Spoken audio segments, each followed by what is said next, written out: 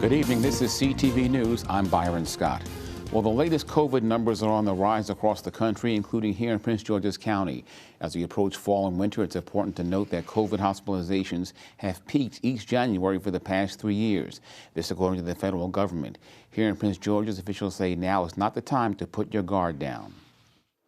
It's clearly not a time. We're entering fall season where we interact, we get together with families, and those are really huge opportunities for the virus to spread, but also huge opportunities to demonstrate some of the basic steps that we talk about. And if you are in an enclosed surrounding, the risk is higher. Wear a mask. Outdoor is a friend. It's really good on the fall season.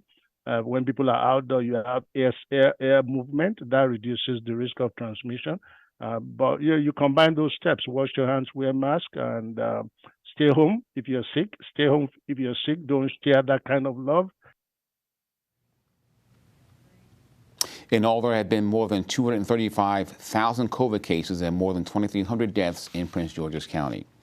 Well, Americans will once again be able to receive free COVID tests by mail. The Biden administration, concerned about a possible winter surge, has announced that it's reviving a program that offers the free test.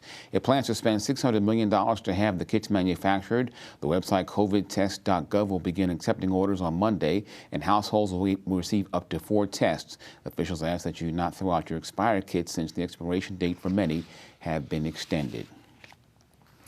And the Maryland State Highway Administration wants to shift the culture on work zone safety. Lieutenant Governor Aruna Miller today announcing a new work zone safety survey. The 2-minute survey will allow Marylanders an opportunity to share their concerns related to road and work zone safety.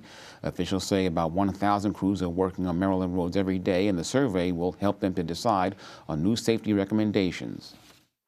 When we are talking about bringing a culture shift, we need to get the buy-in from the people that are going to be the users of the transportation network, not just the experts, not just the individuals that are here as part of the work zone safety work group, but the traveling public.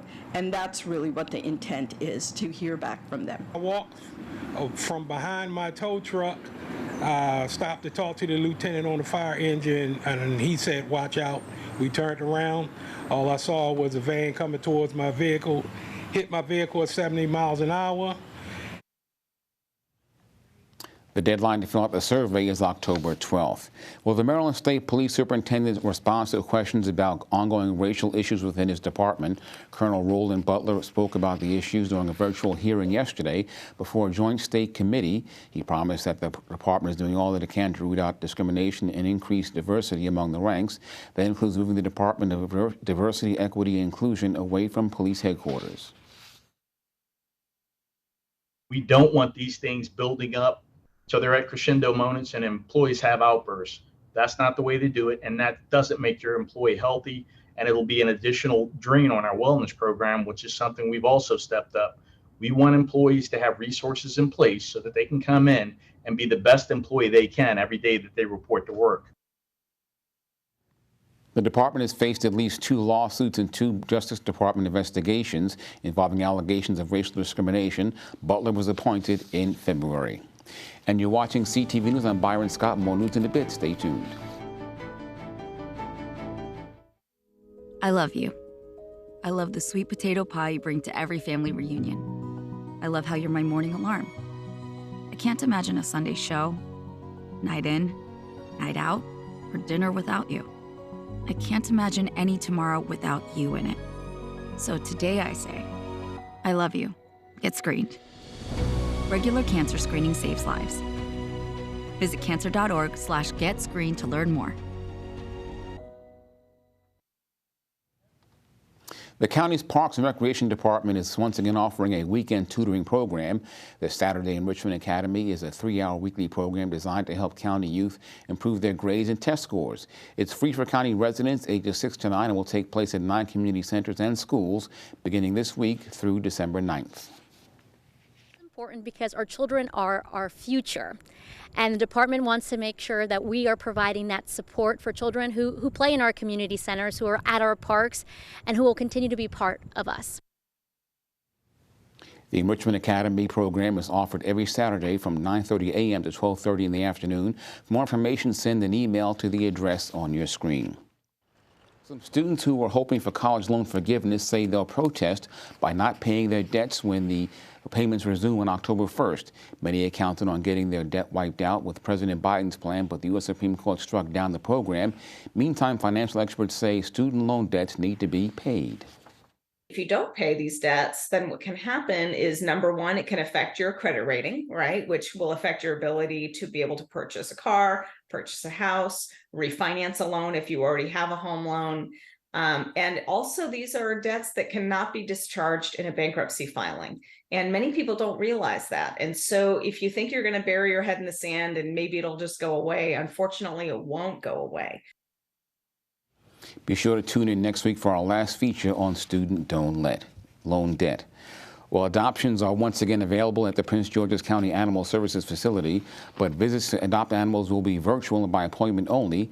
The facility had been closed since August because of an outbreak of canine influenza, but officials say random testing has indicated the disease is no longer spreading through the facility.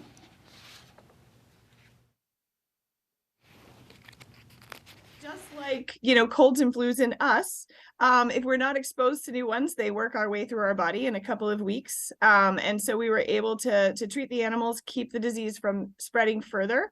And we're comfortable that we haven't had any new infections inside of the facility. We have had a few animals who have come in with symptoms, but we've been able to quarantine those animals. So we're pretty confident that we don't have the disease still spreading inside.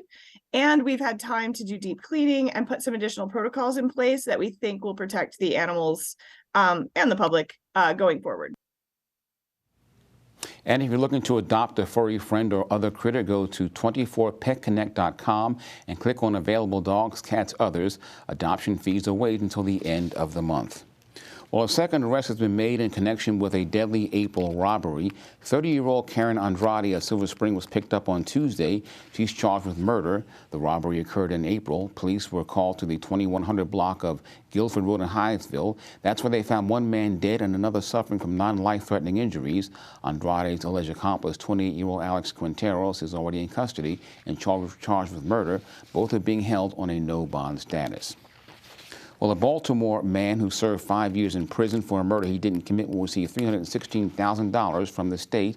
Demetrius Smith was wrongly convicted of first-degree murder back in 2008 and sentenced to life in prison. He'll be compensated under the Walter Lomax Act, which was passed in 2021. The measure determines how much money exonerees should receive for their time in prison. Smith will also receive $25,000 for his attorney's fees. Well, more news and sports after the break. Stay tuned. Hey there, sports fans, and coming up on your Thursday sports page, UMD head football coach Mike Loxley talks about the team's upcoming matchup against Michigan State. Stay tuned.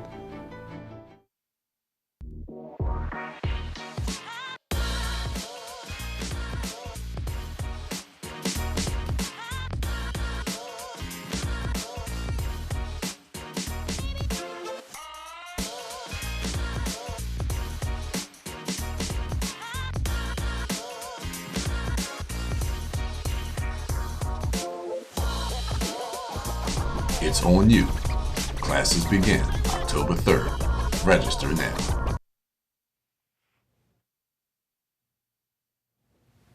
And thousands of local residents have pledged to go car-free tomorrow. More than 4,700 people have signed up to go car-free or car-light for the annual campaign to reduce traffic. Local businesses are also getting involved by offering discounts and prizes to those who carpool or take public transit. We're really looking to get folks to use transit, bike, walk. If you can work from home, if you can carpool or vanpool, which is what we have termed as car light, that would be ideal. A Car-Free Day is held in the DMV every fall. For more information or to sign the pledge, visit carfreemetrodc.org. Well, a foundation run by a two-time NBA champion with ties to Prince George's helps establish a new future for athletics at a local university. Wanda Durant, the mother of Phoenix Suns player Kevin Durant, took part in the ribbon cutting for the newly renovated Kevin Durant basketball court at Bowie State University this morning. The Durant Family Foundation donated $500,000, which will help pay for the NBA-style basketball court, more bleachers, enhanced lighting, and more. Being on the new court brought back memories for Mrs. Durant, and both her sons attended youth tournaments at the Bowie State Arena. Now her son's name and logo flank the court. I want them to enjoy it, knowing that they have a refreshed, renovated facility, and also reference my son's history here and his journey in his life. It is not only solely about his success as a basketball player, but the hard work that he put in at an early age, because this signifies him starting his career at age 9. It looks much more conducive to the type of environment that we need for our student athletes to compete on and to win. We are the Bulldogs, we're a competitive bunch, but it's also about the overall student experience and making sure that the students have the quality facilities that they need. President Burrows says the athletic department does not receive state funding, so has to rely on private donations.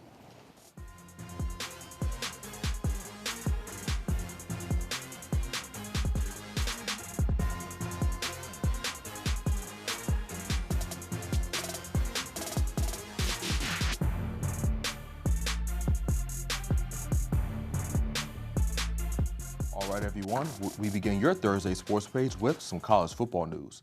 The UMD football team will try to move to 4-0 this season as they play their first road game on Saturday versus Michigan State. Along with it being the Terps' first road game of the season, it is also their first game against a Big Ten conference opponent. And head coach Mike Loxley touched on how difficult a place East Lansing is to play in. First road test, first opportunity for us as a football family to hit the road together. You know, we made it through our non-conference schedule. We did what was necessary, but we also realized that, you know, the things we did in those 3 games aren't sufficient because we haven't, you know, we still are work in progress and still have some things to get cleaned up, which I know we will. Obviously, when you go on the road to a place like Michigan State, you have to prepare your team. You know, their student section sits right behind your bench. They're loud. They're obnoxious at times, and I can tell you that it's a tough environment to go in and play for the first opportunity for a bunch of the players that are new to our program. The Terps and Spartans will play at 3:30. Meanwhile, the schedule for the Lady Terps basketball team has been released. The schedule features home games against Iowa, Ohio State, Indiana, and Purdue, all of which were participants in the NCAA tournament last year. The Lady Terps will also match up again against the University of South Carolina, the team they lost to in the Elite Eight of last season's NCAA tournament.